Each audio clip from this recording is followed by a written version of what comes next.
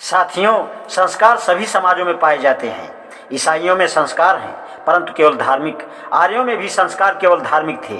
जैमिनी ने पूर्व मीमांसा में लिखा है कि संस्कारों से पाप का क्षय और अच्छे गुणों का उत्पादन होता है। बाद में संस्कारों का तात्पर्य कुछ सामाजिक भी हो गया। शूद्रों को उपनयन का अधिकारी बनाने का तात्पर्य केवल सामाजिक था।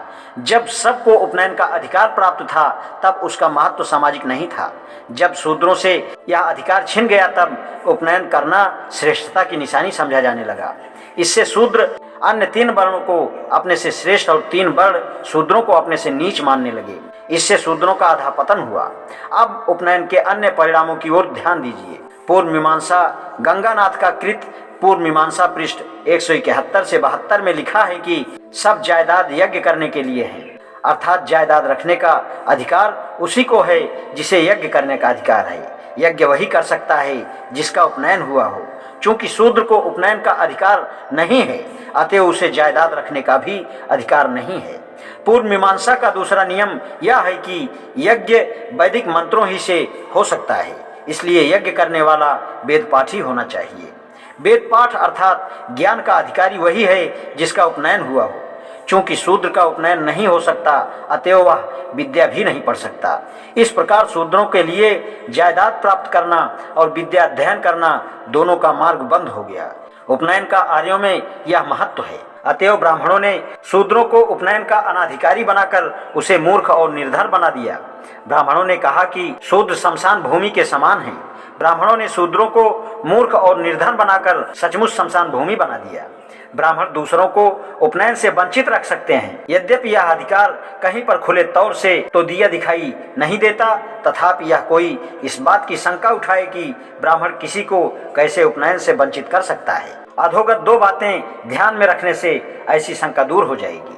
उपनयन केवल ब्राह्मण करा सकता है। यदि ब्राह्मण समाज की आज्ञा के विरुद्ध उपनयन कराए तो वह दंड का भागी होता है। आदि में पिता पुत्र को गायत्री सिखाता था और गायत्री ही से वेदाध्ययन प्रारंभ होता था। बाद में वेदाध्ययन उपनयन के पश्चात होने लगा। उपनयन संस्कार समाप्त होने पर लड़का आचार्य के घर जाकर रहता था और वेदाध्ययन करता था। आचार्य कौन हो सकता है और आचार्य के गुण क्या हैं, इस पर पुराने समय से झगड़ा चला आ रहा है। आचार्य वह हो सकता है जो वेद पारंगत हो।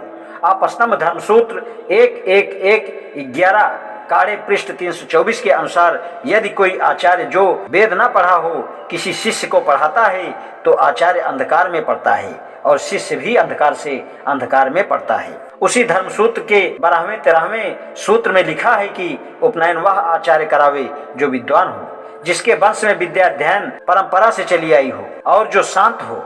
ऐसे आचार्य वेद पाठ तब तक सिखाना चाहिए जब तक कि वह धर्मच्युत न हो।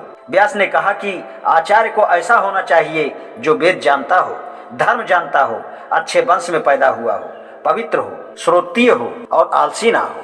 श्रोत्रिय उसे कहते हैं जो वेद की किसी शाखा का विद्वान हो, परंतु सबसे पहली शर्त यह है कि आचार्य ब्राह्मण हो। यदि ब्राह्मण आचार्य न मिले तब क्षत्रिय या वैश्य को गुरु धारण करे। ब्राह्मण शिष्य क्षत्रिय या वैश्य गुरु की केवल आज्ञा ही माने, न उसका पैर छुए और न सेवा करे।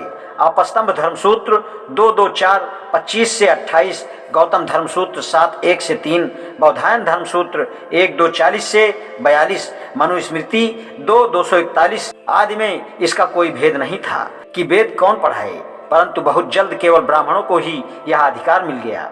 वशिष्ठ तथा विश्वामित्र में यही झगड़ा था कि उपनयन कौन कराए। यह बात तय सी थी कि केवल ब्राह्मण ही उपनयन करा सकता है। जो उपनयन ब्राह्मण द्वारा ना हुआ हो वह मान्य नहीं था। आज इतना ही, शेष कल। धन्यवाद।